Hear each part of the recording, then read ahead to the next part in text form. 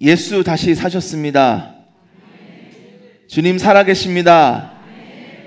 우리 주님이 부활하셨고 살아계셨기에 지금도 역사하시고 우리에게 승리를 주시는 줄 믿습니다. 그것이 바로 부활의 참 의미이고 우리가 오늘 이렇게 거룩한 찬양과 예배를 올려드리는 이유입니다. 여러분, 예수님께서 부활하셨지만 우리 제자들은 두려움 가운데 있었습니다. 떨고 있었습니다. 문을 닫고 아무도 그들 가운데 오지 못하도록 숨어 있었습니다.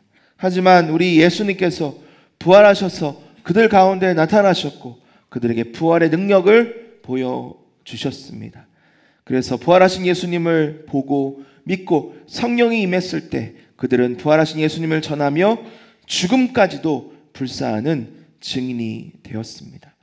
부활하신 예수님께서 그들에게 세 가지를 주셨어요. 첫 번째는 평강입니다. 오늘 말씀을 다시 보면 19절에 이런 말씀이 있습니다. 이날 곧 안식 후 첫날 저녁 때에 제자들이 유대인들을 두려워하여 모인 곳의 문들을 닫았더니, 여러분, 그들의 마음은 두려움으로 가득 찼어요. 왜? 그들이 사랑하고 믿었던 예수님께서 병사들로 하여금 붙들림 받았고 고초를 당하셨고 십자가에 달려 죽는 것을 그들의 눈으로 똑똑히 보았기 때문이죠.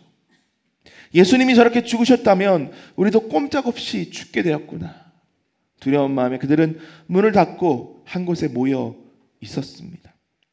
하지만 예수님께서 오사 가운데 서서 이르시되 너에게 평강이 있을지어다. 주님이 평강을 선포하시고 그들에게 평강을 주셨기에 그들은 두려운 마음, 불안한 마음, 넘어지고 무너진 마음을 다시금 잡을 수가 있었습니다.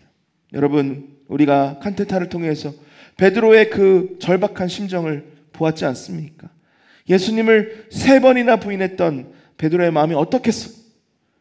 무너졌죠. 아무것도 할 수 있는 용기도 없었지만 부활하신 예수님을 보자 그의 마음이 기쁨으로 변하기 시작했습니다. 그런 거예요. 부활의 능력은 그런 겁니다. 우리가 다 포기하고 넘어져도 실패하고 쓰러져 있어도 부활하신 예수님을 바라보며 그 예수님을 만나게 되면 다시 일어설 수 있는 힘과 용기를 얻게 되는 거예요. 요한복음 14장 27절 말씀입니다. 평안을 너에게 끼치노나 곧 나의 평안을 너에게 주노라. 내가 너에게 주는 것은 세상이 주는 것과 같지 아니하니라. 너희는 마음에 근심하지도 말고 두려워하지도 말라. 여러분, 혹시 오늘 이 예배의 자리에 오면서도 두려운 마음 가운데, 놀란 마음 가운데, 무너지고 넘어진 마음 가운데 나아오고 있지는 않으셨습니까? 바로 그런 저와 여러분에게 하나님 말씀하십니다. 세상이 주는 평안이 아니라 부활의 능력으로 주시는 예수님 말씀이 너에게 평안을 주노라. 여러분, 그 평안을 받아 누리시기를 바랍니다. 세상에 손 벌리지 마세요. 세상에 기대하지 마십시오. 세상이 주는 평안은 일시적인 평안일 뿐입니다. 하나님이 부활하셔서 우리에게 주시는 참된 평안만을 마음에 가득 채우시고 누리실 수 있기를 바랍니다. 여러분, 그렇게 평안을 누린 사람의 얼굴은 달라요. 한번 서로를 쳐다보시기를 바랍니다. 옆 사람의 얼굴에서 평안이 느껴지십니까? 왜 웃으시는지 저는 이유를 모르겠지만 평안이 느껴지십니까? 느껴져야 해요. 마음의 평안이 있는데 얼굴은 다를 수가 없는 거예요. 여러분, 스데반이 그랬습니다. 스데반 집사님이 사도행전 6장을 보니까 수많은 사람들이 그를 공격해요. 모함합니다.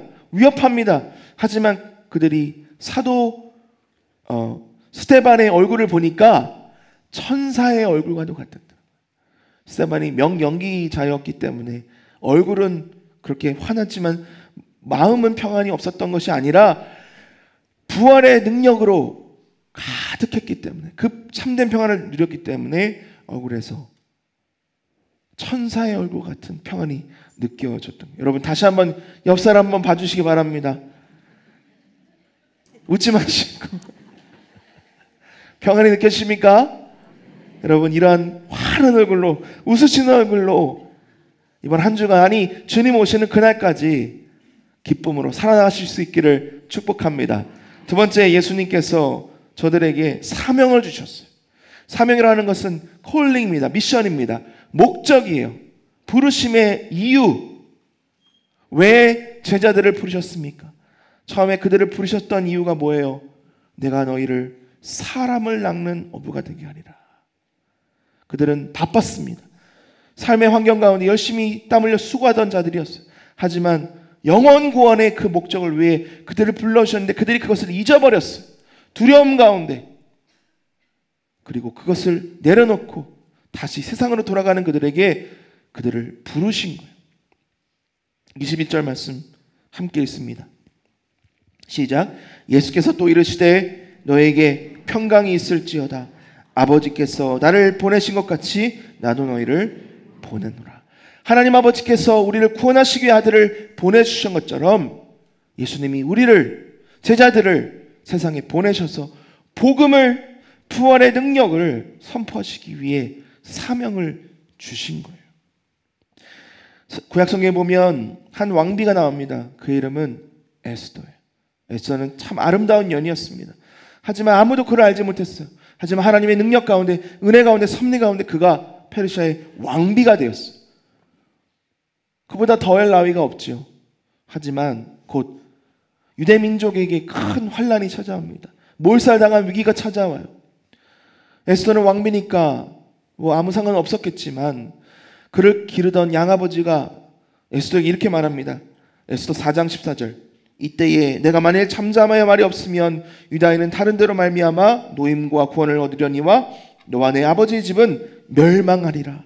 내가 왕후의 자리를 얻은 것이 이때를 위함이 아닌지 누가 알겠느냐 하니. 여러분, 에스더가 왕후가 된 것은, 에스더가 왕비가 된 것은 자기 혼자 잘 먹고 잘 살려고 하나님이 그 자리에 세워주신 게 아니에요. 이때를 위함이라.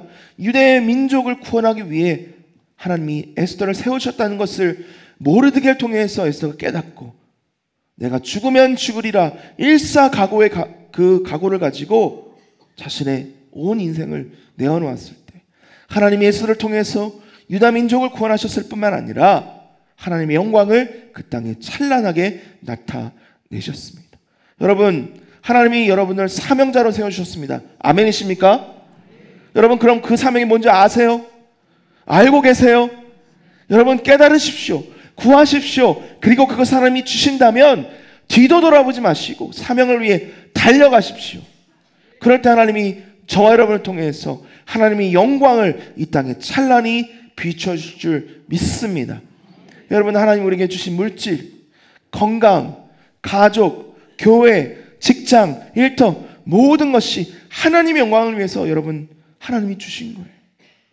그 목적, 이유를 깨달을 때 우리는 하나님의 귀한 일꾼이요 사명자가 될 수 있을 줄 믿습니다. 여러분, 오늘 우리 주위에 세워주신 사람이 있을 거예요. 내 옆에 두신 사람이 있을 겁니다. 내가 계속 왜인지 모르지만 마주치는 그 사람이 있을 거예요. 여러분, 그 사람이 바로 저와 여러분이 하나님이 이 땅에 세워주셔서 구원받기 위해 작정하신 사람임을 믿으시고 부활의 주님, 그 복음을 저 사람에게 증거하실 수 있기를 축복합니다. 그것이 여러분의 사명이에요.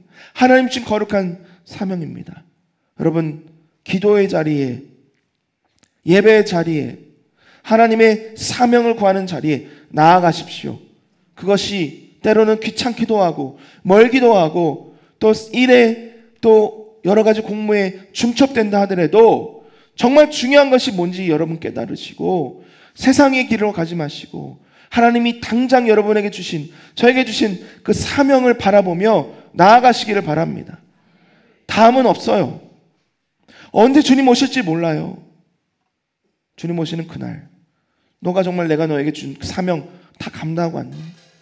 내가 너에게 준 그 기도의 사명, 그 예배의 사명, 전도의 사명 감당하고 왔니? 여러분, 예수님이 물으실 때 뭐라고 우리가 대답할 수 있겠습니까? 하나님이 상황이든지 사람이든지 환경이든지 저 여러분에게 붙여주신다면, 보여주신다면 뒤도 돌아보지 마시고 나아가시길 바랍니다.